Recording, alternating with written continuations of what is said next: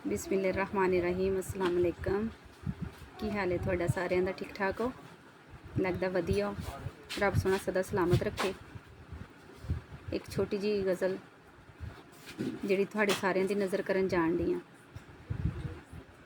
कोई गल नहीं असी जर लांगे, कोई गल नहीं असी जर लांगे, तू जिवें आखें उवें कर लांगे। ये दौलतां शोहरतां कुर्बान तैथों, ये दौलतां शोहरतां कुर्बान तैथों, असी जित्ती हुई बाजी हार लांगे।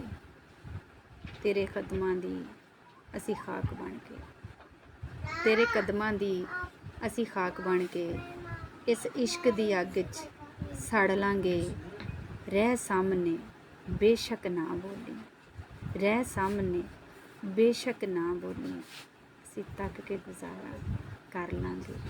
कोई गल नहीं असी जर लांगे, तू जिवें आखें उवें कर लांगे। बहुत शुक्रिया।